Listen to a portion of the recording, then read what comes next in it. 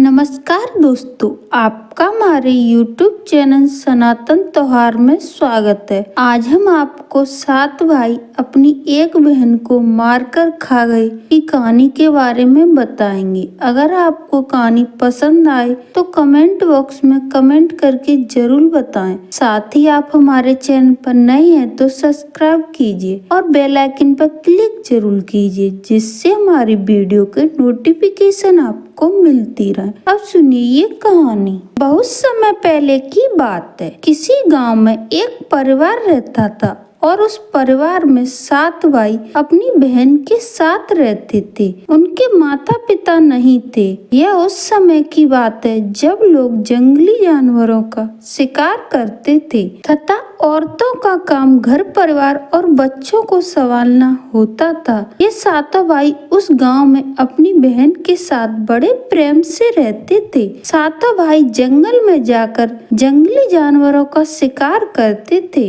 और शिकार करके जब घर आते थे तो बहन उन जानवरों को काटकर उनके मांस को पकाती थी और सभी मिलकर बड़े प्रेम से भोजन किया करते थे। ऐसे ही धीरे धीरे दिन गुजर रहे थे। एक दिन 7 भाई जंगल में शिकार करने के लिए निकले थे। शाम होने वाली थी और बहन अपने 7 भाइयों के लिए खाना पका रही थी। जब वो चाकू से हरी सब्जी को काट रही थी तभी चाकू की तेज धार से एक उंगली कट गई और कटी हुई उंगली से खून बहने लगा। अब बहन सोचने लगी कि यदि उनके भाई ने उसकी उंगली को देखा तो वो काफी दुखी हो जाएंगे। इसलिए उसने सोचा कि अपने भाई को इसके बारे में नहीं बताना चाहिए। इसलिए उसने सोचा कि अपने भाइयों को इसके बारे में नहीं बताना चाहिए और उनसे यह बात छिपा रखनी चाहिए। उसने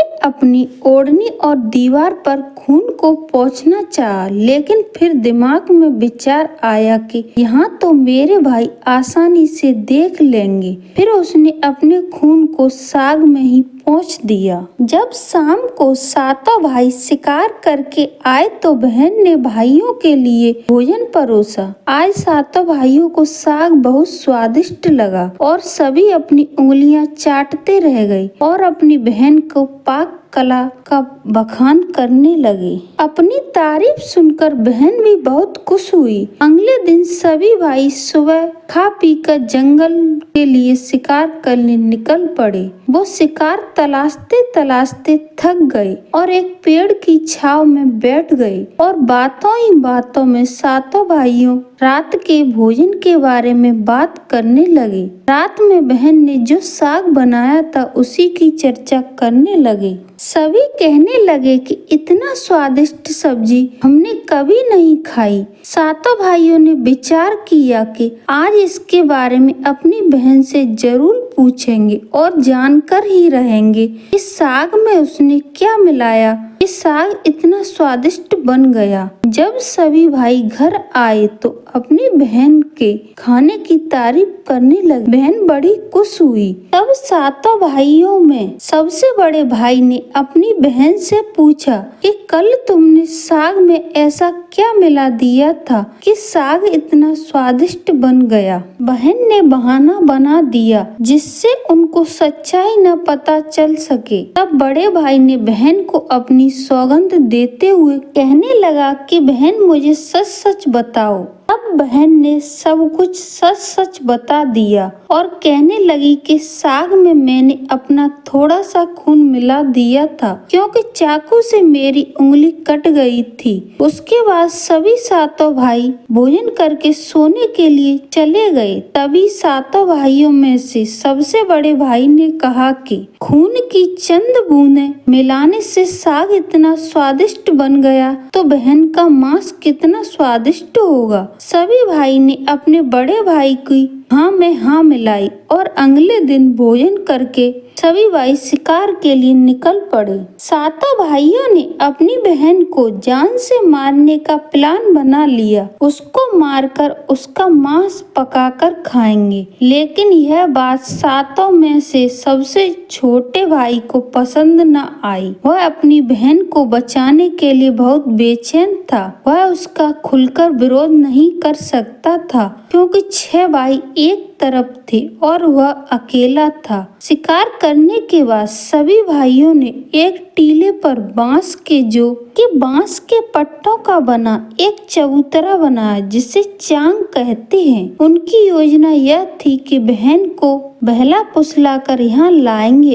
और तीर मारकर अपनी बहन की हत्या कर देंगे और उसका स्वादिष्ट मांस खाएंगे। अगले दिन बड़े भाई ने अपनी बहन से कहा कि बहन, अब तुम विवाह योग्य हो चुकी हो और हमने तुम्हारे लिए योग्य वर की तलाश की है, अतः तुम सज संवर कर हमारे साथ चलो। बहन अपनी बड़े भाई की बात सुनकर बड़ी खुश हुई और तैयार हो गई। चलते चलते जब बहन थक गई तब वह अपने बड़े भाई से कहने लगी कि भाई, वह कितना दूर चलना होगा? भाई, और कितना दूर चलना होगा? तब बड़े भाई ने कहा कि बहन, अब थोड़ी ही दूर वो जो टीले के ऊपर चांग दिख रहा है वहीं पर जाना है। टीले पर पहुंचकर बड़े भाई ने अपने छोटे भाई से कहा कि इसे रस्सी से बांस के खम्भे के सहारे बांध दो। सभी भाई मिलकर अपनी बहन को रस्सी से बांधने लगे। बहन बहुत असहाय थी। वह अपने सभी भाइयों को हत्यारे की नजर से देख रही थी और वह ईश्वर से कहने लगी कि हे प्रभु, ये मेरे सभी भाई मेरे खून के प्यासे हैं। ऐसा कोई भाई नहीं है जिसके दिल में मेरे प्रति सराहना हो। ये सुनकर सबसे छोटे भाई का मन द्रवित हो गया, लेकिन वह बेचारा अकेले कर भी क्या सकता था और वह मजबूर था क्योंकि 6 भाई बहन को मारने के पक्ष में थे। बहन को बांधने के बाद बड़े भाई ने अपने सभी भाइयों को बाण से मारने का आदेश दिया। जब बड़ा भाई सबसे पहले धनुष से बाण मारने के लिए चला तो बहन अपने बड़े भाई के सामने हाथ जोड़कर करुण भरे स्वर में कहने लगी, मारो मारो भाई, छाती में लक्ष्य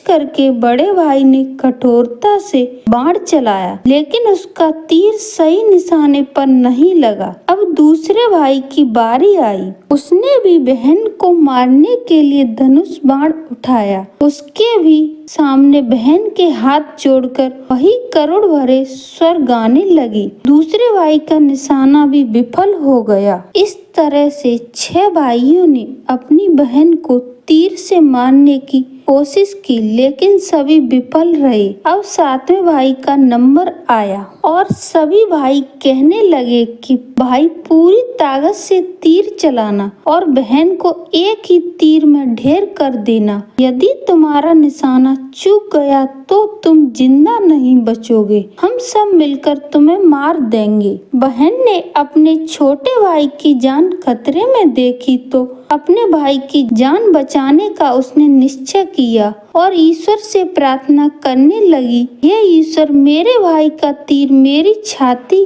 भेदने में सफल हो जाए। और वह फिर करुण गीत गाने लगी कि मारो मारे भैया, छाती में लक्ष्य करके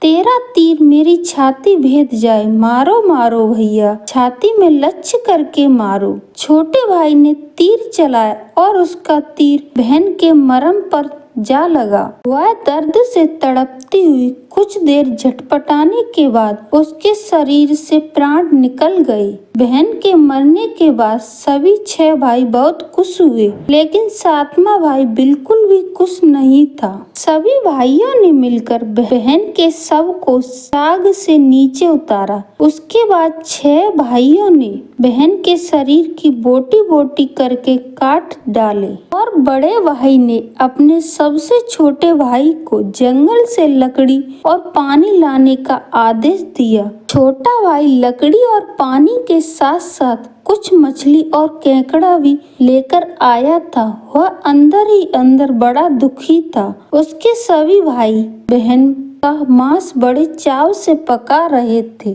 वह अपनी बहन का मांस नहीं खा पाएंगे। यदि उसने ऐसा किया तो उसके सभी भाई मिलकर उसे गालियां देंगे। उसने मांस पकाते समय चुपके से केकड़े और मांस का आग में डाल दिया और अपने खाने का जुगाड़ कर लिया। चावल और मांस तैयार हो गया था। जमीन पर केले के पत्ते बिछाकर उसमें सबके लिए खाना परोसा गया। छोटे भाई ने बैठने से पहले अपने स्थान पर एक छोटा सा गड्ढा खोद लिया था। उसने केले के पत्ते में परोसे गए बहन के मांस को उस गड्ढे में डाल दिया तथा मछली और भात खाने लगा। बाकी 6 भाई अपनी बहन की हड्डियां चबाने लगे तो छोटा भाई केकड़ा चबाने लगा। भोजन करने के बाद बड़े भाई के कहने पर छोटे भाई ने सबका बचा हुआ झूठा साफ करने को कहा कि बहन की चबी हुई हड्डियां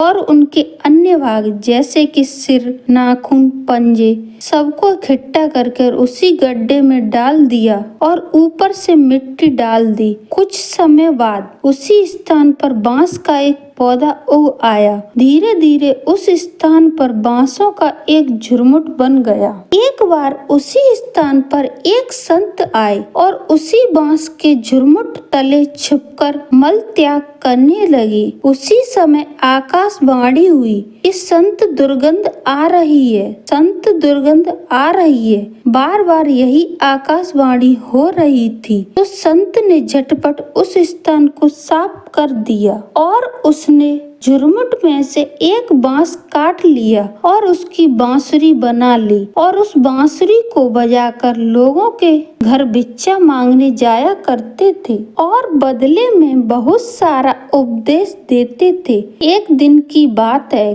कि संत उसी गांव में उसी बड़े भाई के द्वार पर चला गया। तब 6 भाइयों का विवाह हो चुका था और 7वें भाई का विवाह अभी नहीं हुआ था और वह अकेला और अलग रहता था। ज्यों ही संत ने बड़े भाई के आंगन में कदम रखा उसी समय बांसुरी बोल उठी कि नहीं बाजो रे, बांसुरी यही है दुश्मन सबसे बड़ा। बड़े भाई के घर नहीं बाजो रे बांसुरी। दया प्रेम सब छोड़कर रिश्ते में यही दाग लगाया है। नहीं बाजो रे बांसुरी यही दुश्मन है सबसे बड़ा। बड़े भाई के घर नहीं बाजो रे बांसुरी। योगी की बांसुरी से बार बार यही आवाज निकल रही थी जिसे सुनकर बड़े भाई को पसीना आने लगा। उसने अपनी पत्नी से योगी को तुरंत भिक्षा देकर विदा करने को कहा। ऐसा करके संत सभी 6 भाइयों के पास गए। सभी के सामने यह बांसुरी वही गीत गाने लगती।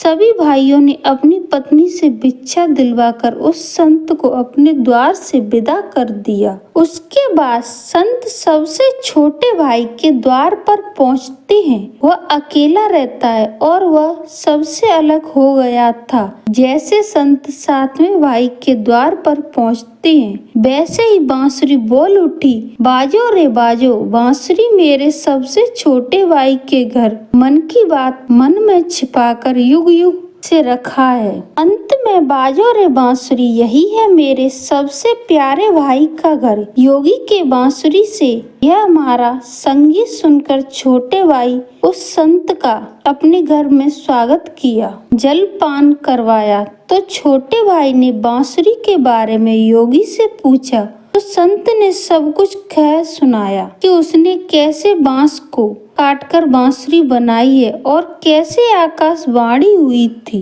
छोटे भाई ने संत से विनती की कि वह इस बांसुरी को मुझे दे दें। यह सुनकर संत ने उसे बांसुरी सौंप दी। संत के चले जाने पर छोटे भाई ने बांसुरी को अपने सिरहाने पर धूप दीप जलाकर बड़े सम्मान के साथ रख दिया। कुछ समय बाद छोटे भाई के घर में परिवर्तन दिखाई देने लगा। जब वह काम से घर लौटकर आता तो अपना घर साफ सुथरा पाता। जब रोज रोज करके गैर मौजूदगी में उसके घर की सफाई होने लगी तो वह अपनी भाभियों से जाकर पूछने लगा कि हमारी गैर मौजूदगी में क्या आप हमारे घर में साफ सफाई करती हो क्या? तो सभी ने कहा, हमें अपने काम से फुर्सत ही नहीं मिलती, तो हम तुम्हारे घर पर साफ सफाई करने के लिए क्यों आएंगे? यह सुनकर छोटे भाई ने यह निश्चय किया कि वह आज छुपकर देखेगा कि उसकी गैर मौजूदगी में उसके घर की सफाई कौन करता है। इसलिए छोटा भाई काम पर नहीं गया और घर में छुपकर देखने लगा। घर सुनसान होने पर जिस स्थान पर उसने बांसुरी स्थापित की थी, उसी बांसुरी में से उसकी बहन की शक्ल की एक लड़की निकलती है। उसके घर का सारा काम करके उसी बांसुरी में समा जाती है। यह सब देखकर छोटे भाई को अपनी आंखों पर विश्वास नहीं हुआ। उसके बाद उसने यह बात अपनी बड़ी भाभी को बताई, तो बड़ी भाभी ने अपने छोटे देवर को समझाया, जैसे ही लड़की बांसुरी से बाहर निकले तो तुम उस पर बांसुरी को आग के हवाले कर देना। उसके बाद उस पर तुलसी जल छिड़क देना, फिर देखना क्या होता है। छोटे भाई ने अपनी बड़ी भाभी के कहे मुताबिक सारा काम किया। वह बांसुरी से लड़की के निकलते ही बांसुरी को आग के हवाले कर दिया और लड़की पर तुलसी जल छिड़क दिया। तुलसी जल के स्पर्श से वह लड़की मानव रूप में आ गई। भाई ने देखा तो वह उसकी छोटी प्यारी बहन है। उसने अपनी बहन को गले से लगाया। उसके बाद दोनों भाई बहन बड़े प्रेम से रहने लगे। बहन ने भाई को और भाई ने बहन को अपना लिया और दोनों उसी घर में प्रेम पूर्वक रहने लगे। धन्यवाद दोस्तों।